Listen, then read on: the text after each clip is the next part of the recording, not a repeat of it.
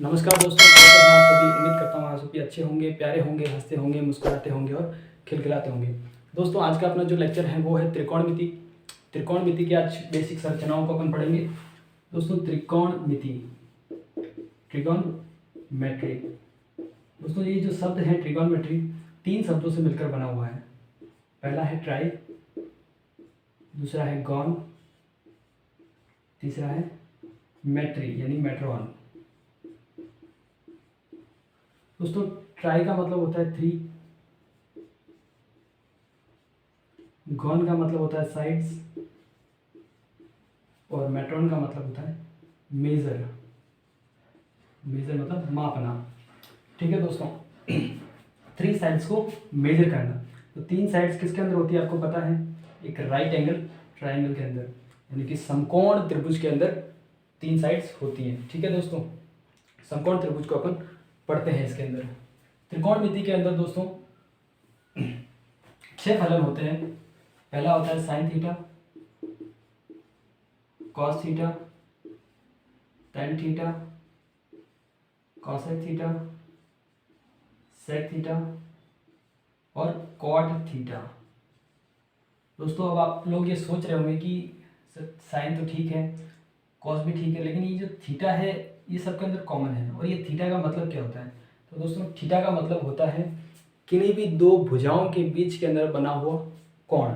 जैसे दोस्तों इसी ट्रायंगल की अगर बात करें, इन 2 भुजाओं के बीच के अंदर बना हुआ कोण, ये अपन इसको नाम दे देते हैं थीटा। ठीक है। और एक राइट एंगल ट्रायंगल के अंदर पता है दोस्तों आपको क्या होता है। कर्ण होता है, लंब होता है और आधार होता है। लंब को मैं डिनोट करूंगा दोस्तों एल से, कर्ण को डिनोट करूंगा के से और आधार को डिनोट करूंगा ए से। दोस्तों त्रिकोणमिति के अंदर सबसे इम्पोर्टेंट चीज़ जो है वो है इसकी सारणी। इसकी जो इंडेक्स है वो सबसे इम्पोर्टेंट है। तो आज इसको पढ़ने की कोशिश करते हैं। दोस्तों त्रिकोणमिति के अंदर 6 फंक्शंस होते हैं, मैंने अभी आपको बताया। पहला होता है sine theta, cos theta, tan theta, cosec theta,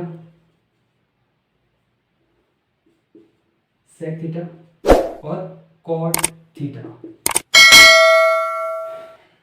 इनके बीच दोस्तों आता है एल ए एल के ए।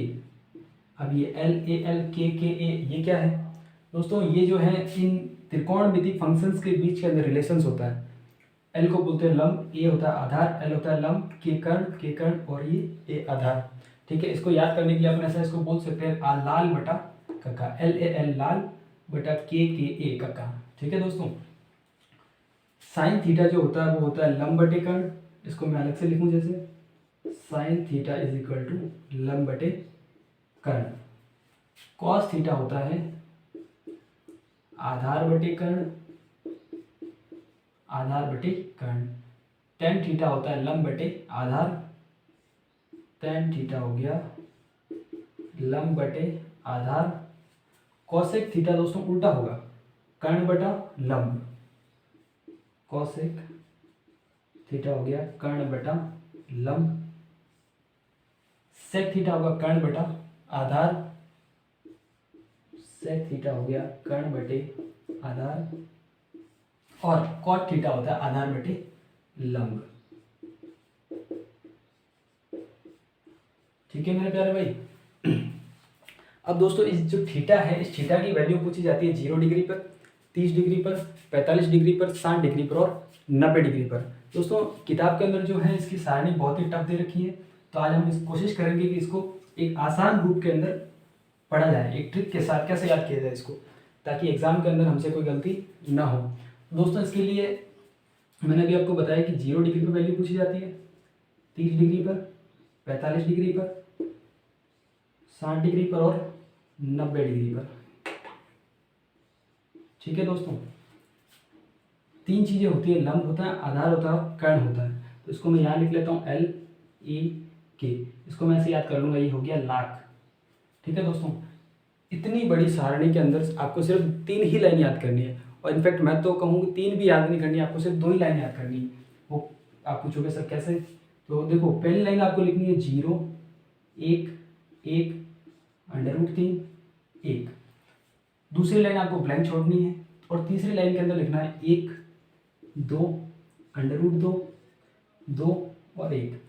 अब आप लोग कहोगे सर ऐसा थोड़ी होता है कि पहली लाइन लिख दी, तीसरी लाइन लिख दी, दूसरी ना लिखी। तो दोस्तों आपके कहने पे मैं दूसरी भी लिख लेता हूँ। देखिए दूसरी लाइन को अपने को याद करने की ज़रूरत नहीं है। क्यों? क्योंकि जो पहली लाइन है वही दूसरी लाइन है। जो पहली लाइन अपने लिखी है उसी को उल्टा पीछे से शुरू करके वापस लिख देना है। जैसे सबसे लास्ट के अंदर कौन है 1, इसको मैं सबसे आगे ले लूँगा। उसके बाद √3, इसको मैंने सेकेंड नंबर पे ले लिया। थर्ड वाले को थर्ड पे ले लिया। उसके बाद 1 को मैंने पीछे लिया और 0 को सबसे लास्ट के अंदर। ये अपनी सारणी कंप्लीट हुई। अब आप लोग कहोगे सर बुक के अंदर तो कुछ और दे रखा है, ये आपने क्या बता दिया। तो दोस्तों ये एक शॉर्ट सारणी है जिसको आप बोर्ड एग्ज़ाम के अंदर कॉपी मिलते ही रोल नंबर लिखने के बाद सबसे लास्ट वाले पेज पर जो शुरू के अंदर 15-20 मिनट का टाइम होता है उसके अंदर आप लिख सकते हो। जब क्वेश्चन आए तो आराम से आप देख के कर सकते हो। ठीक है दोस्तों, तो मैं सिखाता हूँ दोस्तों आपको वैल्यू निकालना। जैसे निकालते हैं अपन साइन 45 डिग्री की वैल्यू। अभी मैंने बताया आपको दोस्तों साइन थीटा क्या होता है, लंब बटे कर्ण। ये लंब बटे कर्ण 45 पे देखना। ठीक है दोस्तों, ये रहा 45, ये रहा लंब। लंब की सीध में देखो 45 पे कौन है 1, तो लंब कौन आ गया 1।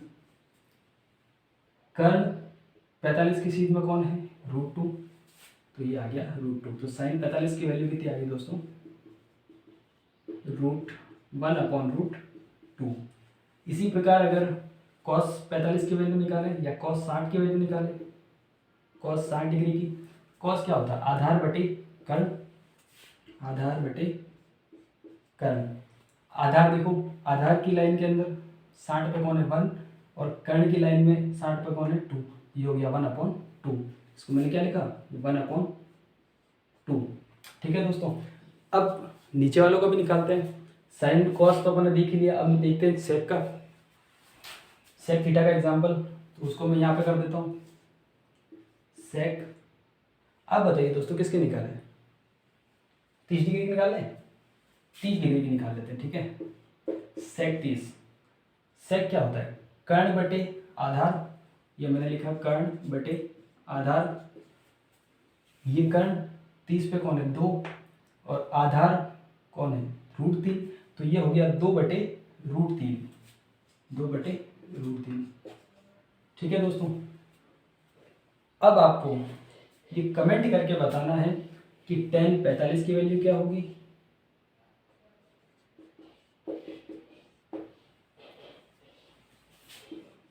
cot 90 डिग्री की वैल्यू क्या होगी और cosec 0 डिग्री की वैल्यू क्या होगी। इसी सारणी से आपको निकालना है। ठीक है दोस्तों, अब मैं आपको एक और नई चीज़ सिखाता हूँ। इरेज कर दूँ इसको।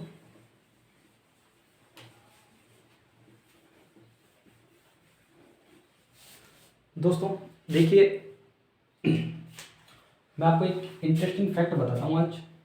साइन थीटा का अगर मैं गुणा करूँ कॉसेक थीटा से, क्या बोला मैंने, साइन थीटा का मैंने गुणा किया कॉसेक थीटा से तो आता है 1। अब आप लोग बोलोगे सर ऐसा थोड़ी होता है कि आपने साइन और कोसेक का गुणा कर दिया तो 1 आ गया। मतलब किन्हीं दो नंबरों को गुणा करके 1 आता है, ठीक है, लेकिन किन्हीं दो स्पेलिंग्स को भी गुणा करके 1 आ सकता है। तो मैं बोलूँ हाँ आ सकता है। अभी मैं आपको आगे चलकर समझाऊंगा। दूसरा अगर दोस्तों बात करें तो tan थीटा और कोट थीटा का मल्टीप्लाई क्या होता है 1। tan theta multiply cot theta is equal to 1। तीसरी अगर बात करें तो कौन बच गया कॉस और सेक, तो उसको अगर मैं यहाँ लिखूँ तो cos theta multiply sec theta is equal to 1। अब मैं आपको प्रूफ करके बताता हूँ कि साइन थीटा और कॉसेक थीटा की वैल्यू 1 ही क्यों होती है। 2 भी तो हो सकती है, 3 भी तो हो सकती है, 1 ही क्यों होती है। तो दोस्तों देखिए साइन थीटा क्या होता है लंब बटे कर्ण, तो मैं साइन थीटा की जगह लिख देता हूँ लंब बटे कर्ण मल्टीप्लाई कॉसेक थीटा की जगह मैं क्या लिख सकता हूँ कर्ण बटे लंब, कर्ण बटे लंब, कर्ण से कर्ण कट आउट हो गया और लंब से लंब, कौन बच गया मेरे भाई 1। छोटी सी बात है लेकिन दोस्तों समझने लायक बात है। अब देखिए,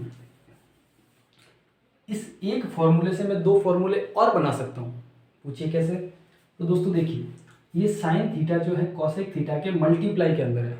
अगर उसको मैं इक्वल के उस साइड ट्रांसफर करूँ तो किस पे जाएगा? डिवाइड के अंदर। तो क्या हो जाएगा? Cosec theta equal to 1 upon sine theta. ठीक है मेरे प्यारे भाई। दूसरा देखिए, इसी से अगर मैं साइन थीटा को यही रखूं और कोसेक थीटा मल्टीप्लाई के अंदर लूं, और कोसेक थीटा मल्टीप्लाई में है उधर जाएगा तो डिवाइड के अंदर, तो क्या बन गया? साइन थीटा, ऊपर लिख देता हूं जरा, sine theta is equal to 1 upon cosec theta. ठीक है दोस्तों, एक सर्व समीकरण को याद करके इससे आप 2 बना सकते हो। अब देखिए, tan theta multiply cot theta, ये भी 1 होता है। इसको भी आप आसानी से रख के चेक कर सकते हो कि टेन थीटा क्या होता है? लंब बटे आधार, और कोट थीटा क्या होता है? आधार बटे लंब। तो आधार से आधार कट गया और लंब से लंब कट गया, कौन बच गया? 1। ठीक है दोस्तों, अब इसे भी अपन 2 फॉर्मूले और निकालेंगे।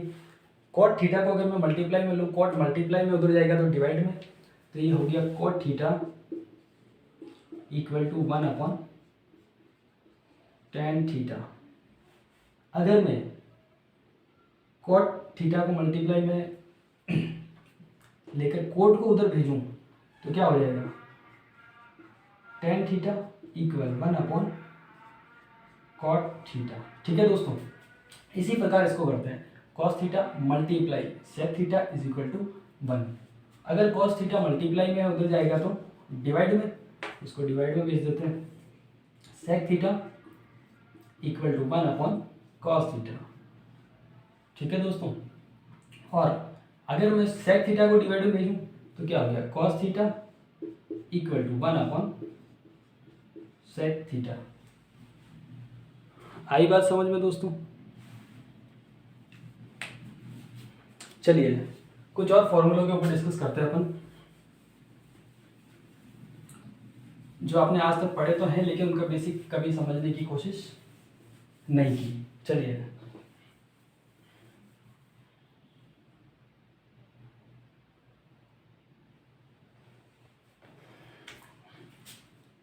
दोस्तों, आपको पता है कि टेन थीटा जो होता है उसको मैं ऐसे भी लिख सकता हूँ कि साइन थीटा बटे कॉस थीटा।